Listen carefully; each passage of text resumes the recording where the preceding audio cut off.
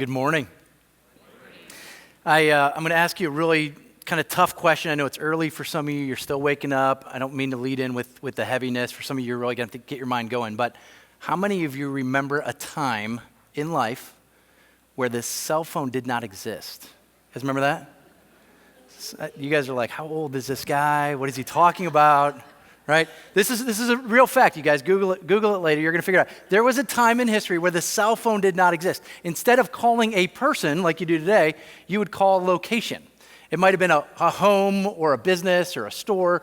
And in our home, like growing up, at one point we had two phones, but before that you just had one. I mean, two, we were like big deal, right? But you had one phone, usually in your kitchen. It was either on the wall or kind of on part of the counter or the desk, this big hunking thing. You'd pick up the handle. By the way, we were really advanced, so it had this very long, like 20-foot cord. Anybody else have that? That way you could kind of go down here into the closet, kind of get some privacy. I was one of 7 kids. There was no privacy, right? But you had the home phone, right? So when somebody called, when that thing rang, by the way, you'd run, you'd want to pick it up. There were no answering machines, right? You had to grab the phone to answer the call. And so when somebody would call, you're like, I wonder who's calling. I wonder what they're going to invite us to go do.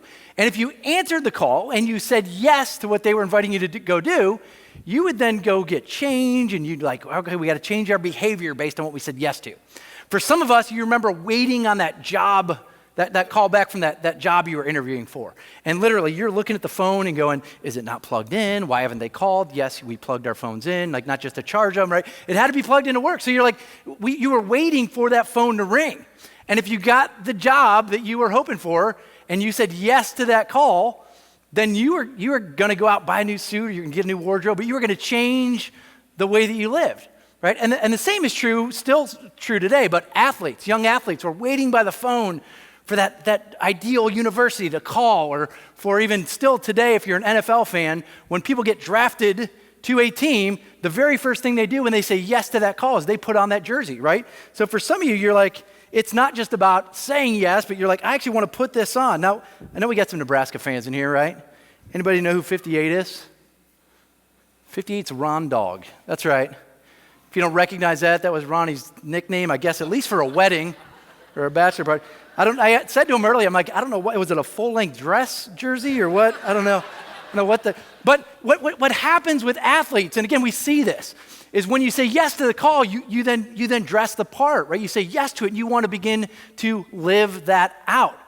And again, sometimes it doesn't work out that way. Sometimes you're like, they're not living up to the standard that we set in this organization or for this team. And this new series that we started last week, it's a 4-week series, and we very simply are calling it Worthy of the Call. That for a lot of us in this room, at some point in your life, you understood that Jesus died for our sins and wants to be the forgiver of your sin and the leader of your life, and you heard that call to follow him, and for many of us, you said yes to that call. And the question that we're going to look at a passage out of Ephesians today, and it's the same passage we looked at last week, and we're going to continue to look at it over the next couple weeks, but that passage basically invites us to examine ourselves to say, you've said yes to the call, are you living it out? Right? Are we changing the way that we live?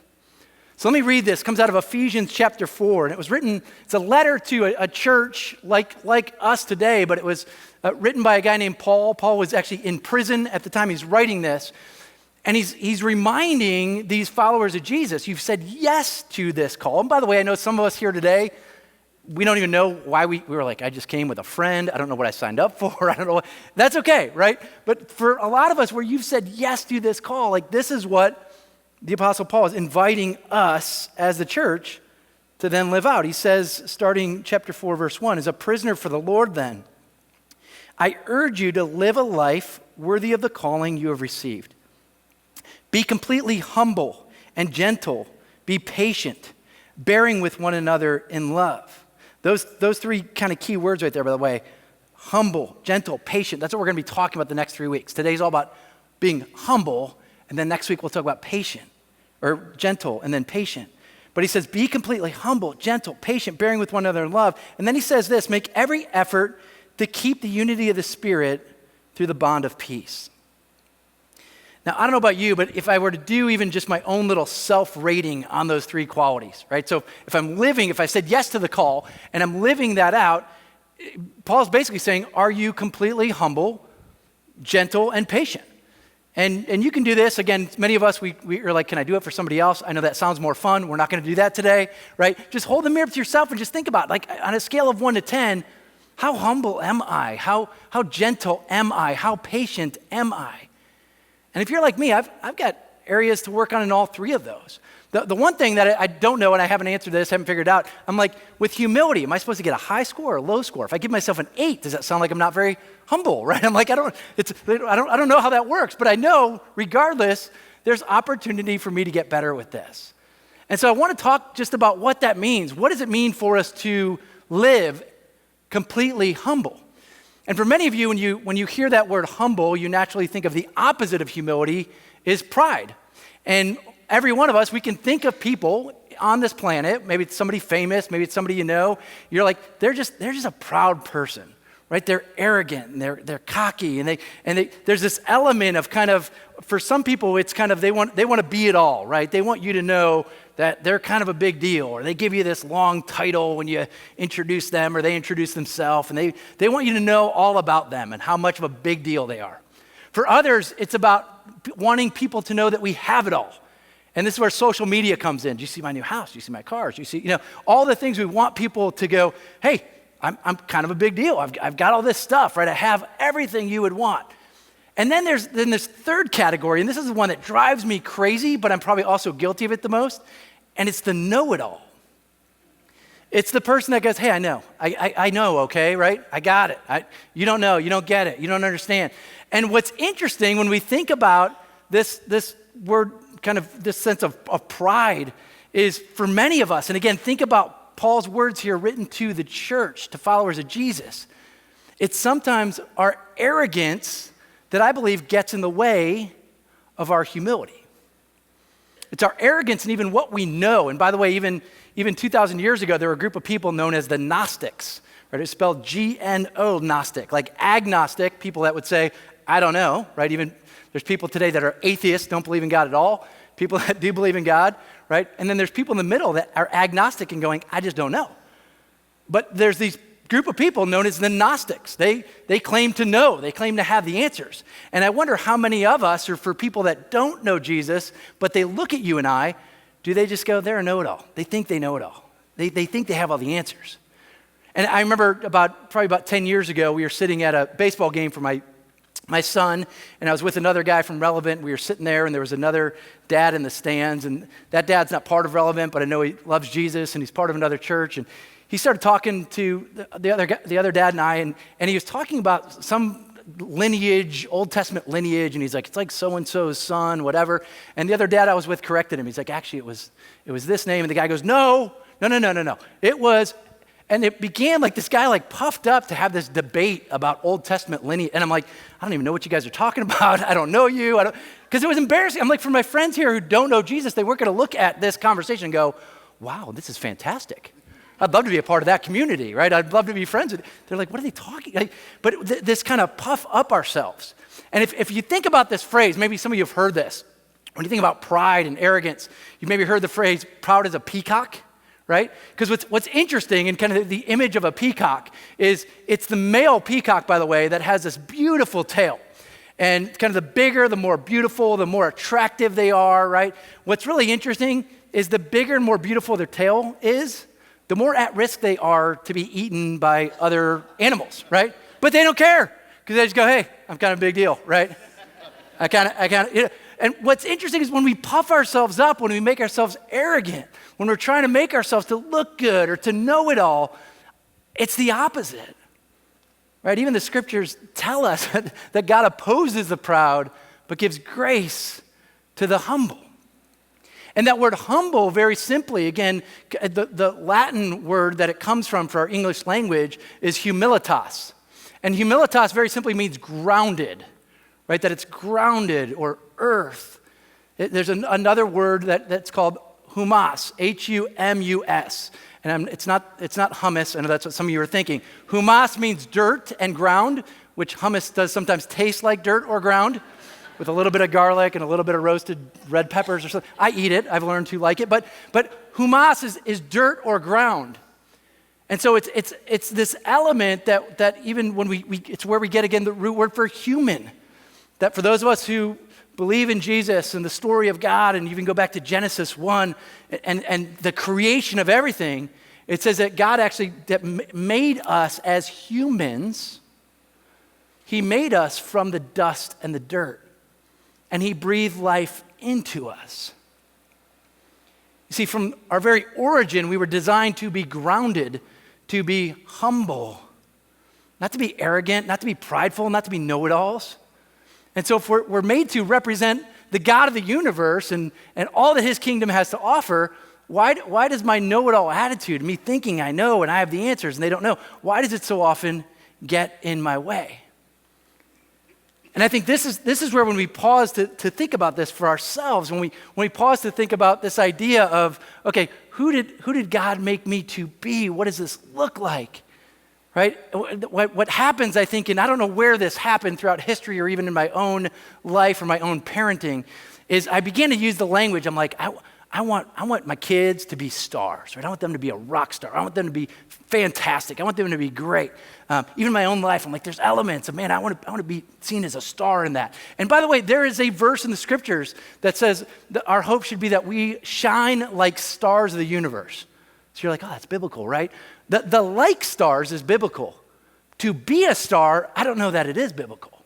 And I think the nuance in that is stars, like the sun, we're all familiar with the sun, right? I know Ronnie mentioned we moved back to Cleveland, Ohio.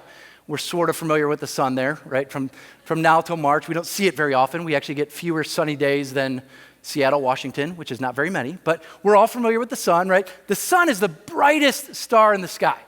What's interesting with the sun and other stars that you see on a clear night is stars emit their own light. They don't need anything else to emit light. When we think of the fact that who we are as humans, and I remember hearing a pastor say this one time, he said, we're more like the moon than we are the stars. You see, the moon is just a big ball of dirt. It's a big ball of dirt, but that big ball of dirt, and by the way, on a bright night, the moon is brighter than any star in the sky. And what's interesting about that, you're like, how does this big ball of dirt emit light? It doesn't emit its own light. It positions itself, and we've all heard the phrase dark side of the moon. It's not light on all sides. It positions itself in a way where it reflects the sun. So I don't think there's anything wrong with us as human beings living lives that people go, wow, look at that. Even the scriptures are filled with saying we ought to be people that shine light into the darkness. But when we make ourselves greater than we are, when we puff ourselves up, when we peacock ourselves to say, well, I know and you don't know, or I've got it all together, it creates a sense of division. And so when Paul is teaching this to this church and saying, hey, the goal of being humble and gentle and patient is to create unity. Not so people look at us and go like, I don't want to be a part of that church, right? That's not what it's about. It's about this sense of togetherness. And Jimmy mentioned that last week, and even this idea, he said, sometimes our relationship to God might be okay, but what's our relationship like with others? Or for some of us, our relationship with God is not okay.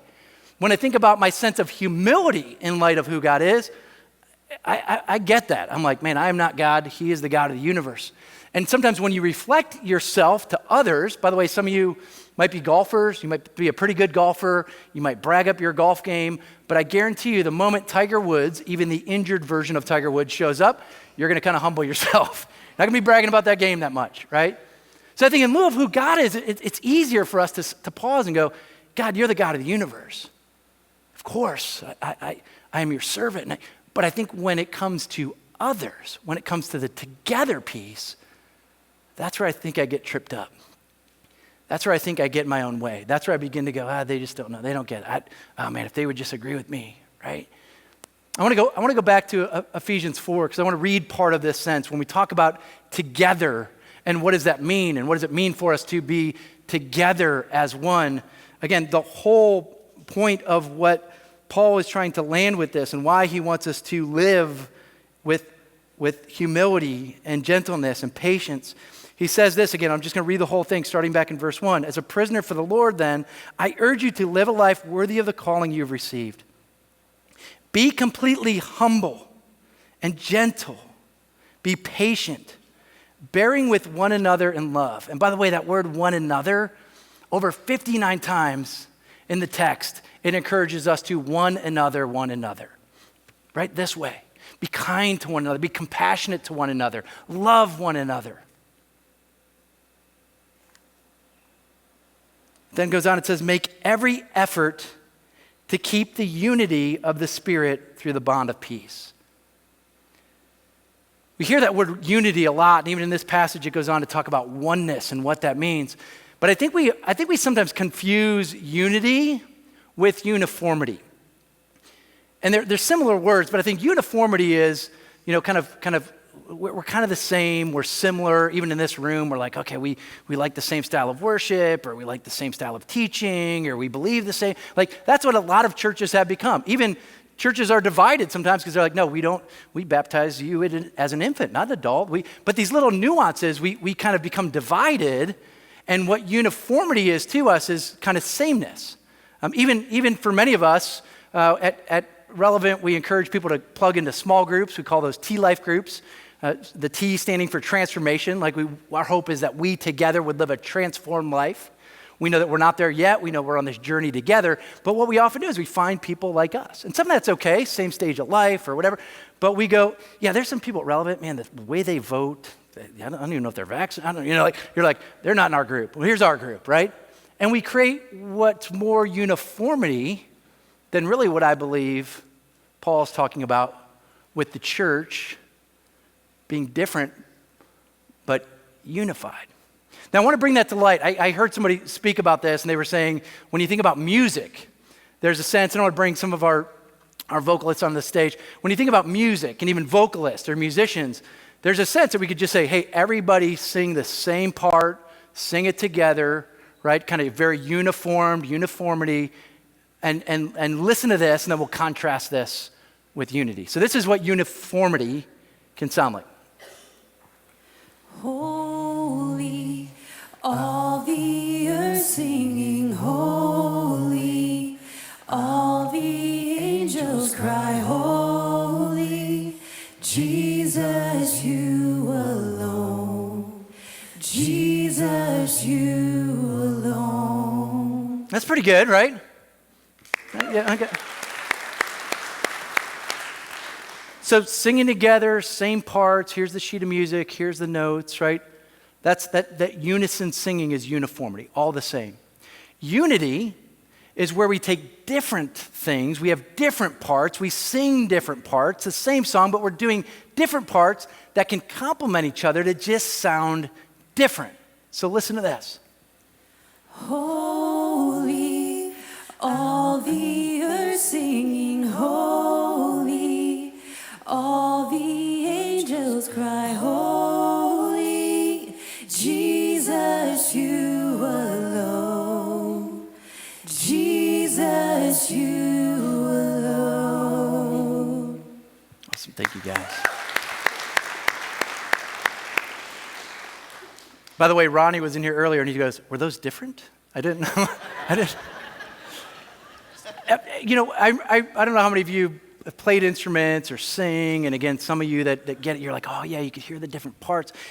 I learned to play the guitar when I was a teenager, and if any of you play guitar, you know what I'm talking about, but if there's one guitar in the room and there were three guitarists, we basically were just fighting over it. You're like, oh, that's cool. Let me show you my part. Yeah, you're like, and then they're like, oh no, let me show you. And we're basically just fighting over, kind of peacocking, like who's the best. And then eventually you all get your own instruments, and now we're just kind of playing louder over each other. When you plug those things in, this is great because you're like, I just got to turn mine up, right? And a young band sounds horrible because we're all just trying to sound louder than the other person. When you listen to some of your favorite musicians or vocalists, it's not just this monotone drone chant where we're all kind of singing the same thing. It's a sense of diverse instruments and coming together to say, hey, you do your part, right? You'll even see, and you might have even caught that earlier, there were parts where some of our vocalists would move away from the microphone and be like, here's your moment to shine. See, when Paul's talking about unity, he's not saying we all need to be the same. We all need to think the same. He's saying it's a sense of in the church, what if it was people that were different? Even in Ephesians, he uses the analogy later in that chapter, which I know if you were here last week, Jimmy encouraged you to read the rest of the book of Ephesians. But some of you are like, I'm not readers, a whole book. By the way, it's a page and a half to finish the book of Ephesians. So even if you're not a reader, you're like, it's a page and a half. But he talks about just this sense of this that we are like a body and there's these different pieces and it's the difference that makes us one. When we come together and we support each other, right? That's what humility looks like. In the scriptures in Matthew and in Philippians, it actually tells a little bit of the Christmas story, but it says, that Jesus, when he came to the world, he didn't come to just puff himself up and to be king of the universe. It says he humbled himself. It even uses the word that he became human, right? Humas, like he became dirt and nothing. And he could have been born in a palace with physicians and other people around. But as you all recall the Christmas story, he was born into nothing. He was willing to be a servant, not coming to be served, but to serve others, to lift people up, not to make himself better than others, but to lift up others around him. And this is where when I think about humility, when I think about even some of those elements of in my own life, do I too often just act like the know-it-all? Do I too often enter into arguments that don't need to be had? Or do I too often separate myself from other people? Because I'm like, oh, I love that they're here, right? I saw somebody in the first gathering with a Michigan shirt on. That's great. I love that Relevant is for everybody, but I live in Ohio, and as long as they're not in my T-Life group, like this is good, right? It's like, but think about that. That, by the way, we call that subconscious bias. As human beings, we like people like us. So whether it's your sports team, whether it's your politics, whether it's I'm a vegetarian and you eat meat, we can't be in the same T-Life group because that would get complicated for what we serve. You're like, I don't know that it's that complicated. But anyways, you're like, we just find this sense of I need people like me, that agree with me, that think like me. And the reality is that is not the way of Jesus. The way of Jesus and what he taught us and what he modeled to us was he wasn't just saying you either puff yourself up or you just run away. And I think that's how we think of life. You're like, but Jeremy, I have two options. I either communicate to people why they're wrong and why they need to agree with me, or I just leave them alone or cut them out of the mix. And again, yeah, we can be a part of the same church, but I mean, really, you're like, that's not unity, right? That's divisiveness. When we think about the way of Jesus, he didn't just give us two options. He actually often gave us a third option. And I remember teaching this years ago at Indian Creek. We were just talking about kind of the way that Jesus lived. It was different. It was radical. It shattered people's way of thinking, right? Even for the religious people, the Gnostics, the people that were the know-it-alls, knowing the book of God and all the things and the way they dressed. They were often, by the way, the Gnostics were often very religious people. And so they would have the answers. And Jesus challenges them. And there's a quick story in Matthew 5 where Jesus actually just approaches and he's teaching these Jews. And again, 2,000 years ago, the Jews were not free, right? They had escaped Egypt, but they were not free. They were under the rule of Rome. And so Rome set their taxes, Rome set their rules, like they were under the authority of Rome. And there were certain rules that if a Roman soldier, a centurion, they called them, asked you to do things, you did it, right? They were in charge. And so Jesus tells a story. He says, you've heard it said. So he's referencing the Gnostics or even young Jews who grew up hearing these things about how to live. He said, you've heard it said, an eye for an eye, a tooth for a tooth. Right now, some of you are like, yeah, that's in the Hebrew scriptures, in the Old Testament. He goes, you've heard it said, an eye for an eye, a tooth for a tooth. But what I tell you is if somebody strikes you on one cheek, offer them the other cheek. Now think about that. Two options would look like this. You hit me, I'm going to hit you back. You're going to learn a lesson, you're not going to mess with me anymore. That's one option. The other option is run away. They're coming. He's going to hit you, just run away. Jesus says there's a third option. Somebody hits you, a guard hits you. By the way, they could hit you to get you out of the way. If they continue to hit you, they weren't allowed to do that. So imagine saying, okay, seems like you got a lot of pinned up aggression. Here you go, man. Take it out. I'm okay. Right? The soldier's going to be like, wait, what? You're not fighting them. You're not running away. You're going, here, just take it out. He then goes on to say, if they take your shirt, give them your coat as well. So they could ask you for their shirt, and you'd have to give it to them, and if they were low on supplies, they could even stay in your house and all that. He says, give them your coat as well. They'd be like, what? You're like, yeah, no worries, man. I'm part of this community. We got lots of clothes. They'll take care of me. Somebody's got my back. But it's going to be cold out there. You take both of these. It's an offer of generosity where they were taking it from you. Now you're actually giving it to them. They don't have power over you. You just express your own freedom. And then he went on, he said, if they ask you to walk a mile, right? So it was written in the rules that a Roman centurion, the guard, they could ask you to walk with them a mile. If they were tired and didn't want to carry their pack, or for many of them, their horse was the one carrying the pack, but they wanted to rest their horse, they would say to a young Jewish person, like, hey, you're going to carry this with me. And the law said you had to go a mile. And Jesus says, if they ask you to go a mile, go 2. So again, 2 options. You're like, I either do it, and when I'm done, or I just run away so I don't have to do it. Jesus says the third option is, when you get to the end of that mile, say, hey, I'm okay. You have like 50 miles today. I can go 2. Now, again, that guard could get in trouble for making you. You're like, you're not making me do it. At my free will, I want to serve you. You see, Jesus taught us to think differently. And especially when we become the know-it-all, when we become the person who goes, but I know I'm right. Right? I know I'm right. I mean, if this person's not going to understand unless I correct them. Maybe there's a third way, because in my own life and with my own tongue and the things I say or the tone I say it, I'm either arguing, hey, you're wrong, I'm right, I get this, you don't, or I'm just like, don't enter into the argument, right? I'm not even going to invite them to my group, because if we do, it's just going to be a debate. It's going to be, right? There's all these components where you're like, it's just not worth it. I mean, here are some things. This is more for me. Maybe you can relate to it. But there are things I find myself saying a lot. One thing I say that I think is more arrogant than it is humble and grounded is, I know, okay? Now, this could be a little thing.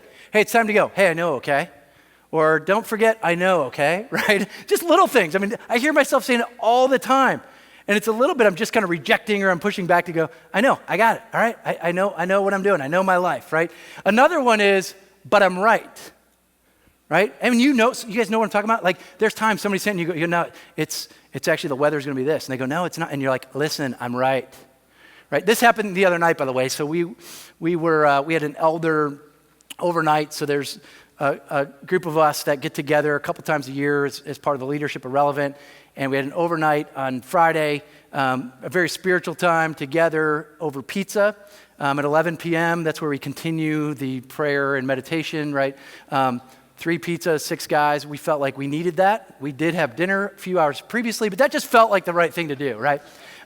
So we're sitting there, we're eating pizza, and the very spiritual, theological conversation, and Ronnie and I began it, was, have you seen season 2 of Tiger King? Yeah, it's very, you know.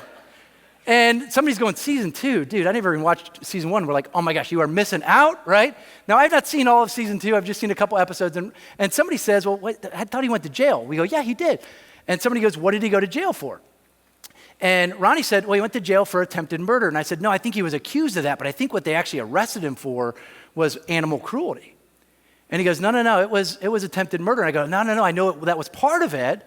But it was animal cruelty. And he goes, no, it was attempted. And I go, no, it was, right? We're basically going, I know. And then Andy Williams, one of our other very wise elders, who also likes to be right, pulled out his phone and said, hey, Siri, right? Why is Joe the Tiger King in jail, right? And he kind of, hey, guys. And then he starts to read it. He goes, attempted murder and animal cruelty. We are both like, yeah, right? Right around, we're like, we're all right. We all know. Now, in that scenario, it worked out okay. It was not, I told you so, but we were just puffing ourselves up like peacocks. Be like, I know, right? And it often doesn't work out. We often get ourselves in trouble. The third thing we often say is, you don't understand, right? And this one comes into play, I think, even as a dad, or it's like, you don't understand. Listen, you just don't understand. Yeah, you just don't get it, right? You don't get it. And they're like, no, you don't understand. You're like, no, you don't, listen, you don't. And we try to maybe say it in a humble way, but we sound so arrogant when we say, you don't get it. Right? It's not an IQ test, okay? When we say those things, you're insulting. You're not lifting them up. You're not humbling yourself and lifting them up like what Jesus did for everyone around him. We're actually puffing ourselves up to say, agree with me and move on. See, if we were to choose just one or two options, you either say these things or you button it and you say nothing. If we were to follow the way of Jesus and say, what's the third option? Is there a way that I can humble myself? That I can lift somebody else up? And again, in this passage in Ephesians, he's talking about for all of us. He says, the way that husbands ought to lift up their wives and wives ought to lift up their husbands, and parents acknowledging and lifting up your kids, and kids respecting and lifting up your parents. And he talks about slaves and masters, or we could translate that to bosses and employees, right? It's not just like employees make your boss look good, but he's like, boss, make your employees. He's talking about humbling ourselves and lifting other people up. And some of you are like, but I don't know how to do that. What if we just chose the third option? What if we approached things in a way where we changed our tone? What if we did what the scriptures teach, is to be slow to speak and quick to listen? Right? That's what humility looks like. I don't know. Right? What if we actually changed what we say? We began to say things like, hey, I don't know. Right? I might say, like, I don't know. I think you went to jail for this, but I don't know. I've only seen one episode. At the end of it, it might have been like, oh no, it was that too. I'm like, okay. Right? By the way, that's that whole first will be last and last shall be first. Like, God opposes the proud but gives grace to the humble. When we actually go, I don't know, but then we're right, it feels pretty good, doesn't it? You're like, oh, yeah. But not in an arrogant way. At that point, it was in a humble way. So just tweaking that phrase. Another one is, hey, maybe I'm wrong. I heard Ronnie say that from the stage a couple months ago in a sermon series we were doing. He's like, you guys, maybe I am wrong on this. Maybe I'm dead wrong in it. And someday I'm going to stand before God and he's going to say, hey, you were wrong. And Ronnie goes, oh, yeah, I was. Okay. But if we're wrong in things, and again, whether it's our dietary habits or other stuff, it's like, is it really worth creating division over? So maybe you just take the stance of, I believe this, or I vote this way, or I do this, but I don't know, maybe I'm wrong. Maybe I'm wrong. This third phrase, and I think this is one of the most powerful phrases that somebody had taught me, and I wish I used it more, but it's very simply just saying, hey, help me understand. Instead of you don't understand, you don't get it, you go, help me understand. Right? You're coming at it from a totally different angle than me. Hey, help me understand. And by the way, sometimes we approach this and we're like, all right, explain it to me. That's not what I'm talking about, right? Because you're like, you obviously don't get it. Like, explain it to me. Okay, you're right. That's pride. Humility is, hey, I don't understand. We were talking about this issue of T-Life groups and how unified are we as a church and how accepting are we as a church. And if somebody came in with this lifestyle or this attitude or this political view, or they thought we should baptize babies, like, who do we include? Like, who does God call and invite? And at least my understanding, and when we talk about it as leaders, we're like, Jesus died for everybody. Everybody, not just people like me or people that agree with me. And this I don't understand piece, or help me understand nuance, it's a subtle nuance, but it changes everything. I was actually, my wife and I, Ronnie mentioned, we moved back to Ohio and we're living with some friends. And we're living with friends, we're building a home. The people we're living with, he's also our builder, so he's building us the home. And the land we bought is right next door. So that could go horribly wrong. Maybe have a story to write afterwards, or it could go really, really great. But we're sitting and we're looking at some plans. We had some drawings of the land and where the driveway is going to go in. And Jill and I were looking at it, and I said, hey, it looks like the driveway on this drawing is kind of exactly how we want it. Like it's here, and the road is wider. And he goes, no. Right now the road and the driveway are the same width, and we need to just get that adjusted. And I go, well, no. If you look at this, it looks like these lines here, it's narrower than. And he goes, nope, it's the same, and we're going to get it fixed. And I go, but if you look here, now you get where the conversation's going, right? Finally, I get frustrated, and I go, listen, I don't understand. I do not speak blueprint, right? I barely read English. I'm not reading blueprints. Like, help. And it was kind of this frustrating moment. But what he realized, he goes, oh, yeah, so you're looking at those dash lines. He goes, that's the ditch. That's not the road. And I go, oh, now I understand. Now, later that day, I gave him a big hug, and I'm like, dude, I'm an idiot. I didn't mean to get frustrated with you. He goes, no, I should have explained it to you better. We both, in a very humble way, not a pious way of trying to fight back and forth, we both, in a very humble way, were willing to say, hey, let me help you understand. If I would have led with just, hey, I don't understand. Can you explain it to me? People would have saw unity. They said, oh gosh, these guys like each other, right? And this very simple thing, when you think about this, even understanding, if we actually pause to listen to understand instead of trying to get everybody to agree with us, that's what unity looks like. Back to the T-Life thing, when we were talking about this as elders of who would people allow in, would they be comfortable with, I threw one out there. I go, so-and-so who, loves to hunt and loves guns. I said, what would he allow somebody who's anti-gun in his T-Life group? And people are like, ooh, that's a touchy one. I'm like, somebody that's showing up every week with a t-shirt that says anti-gun, they're like, no, that probably wouldn't go. And I'm like, because I said I know someone. I actually just I didn't meet the gal, but I heard her story. So like if you've been around Relevant, we tell people stories sometimes. She was telling her story. It was at a church and her transformation story. And in it, she referenced that she is completely against guns. And I'm like, that's interesting. I left that in there. That seems a little political. She went on, her very next sentence was, because when I was 9, my dad was shot and killed in my front yard and I witnessed it. I don't know about you, but I'd probably be anti-gun too. You see, when we listen for understanding, we don't need to agree with everybody, but we just go, oh my gosh, tell me more about that. That must be horrible. Like, yeah, come into our group. Let's talk about life and God and let's talk about things that matter and leave some of those other things. But when we puff ourselves up and we just try to be arrogant and I know it all and I got this, it creates division. And I know there's some of that here. I know some of it's in your heart.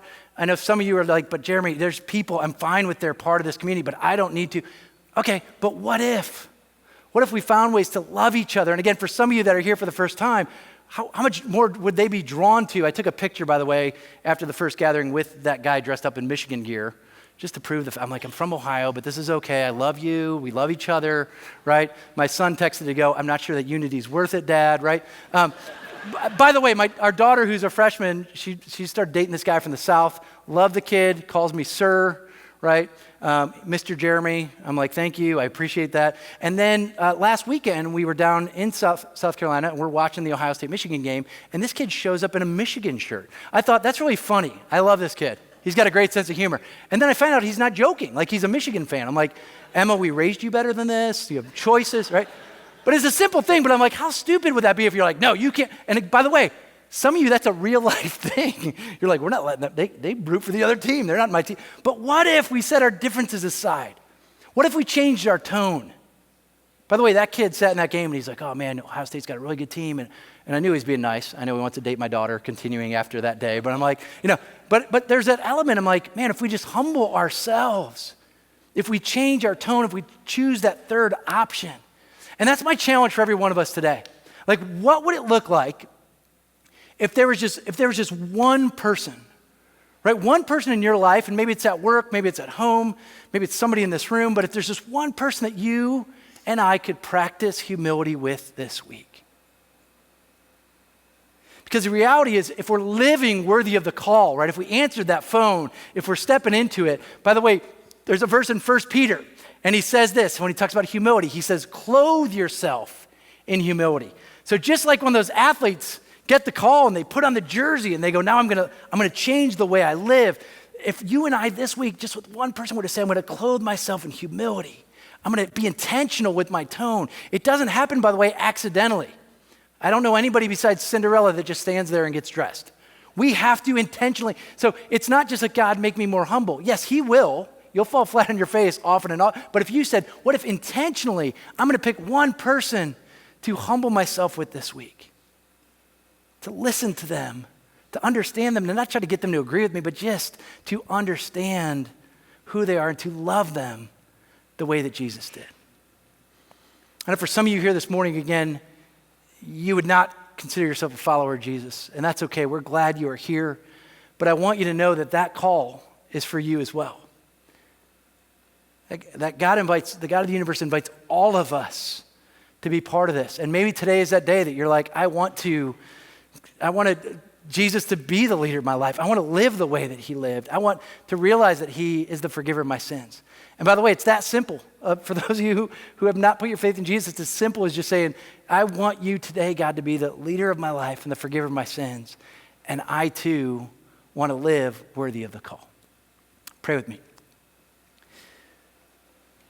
Father God, we thank you just for who you are and that you love us and that you sent your son to become human and to teach us that there's a better way to live. God, help us this week to be a little bit more like you, that we might humble ourselves, to lift others up, and live truly worthy of the call. In Jesus' name, amen.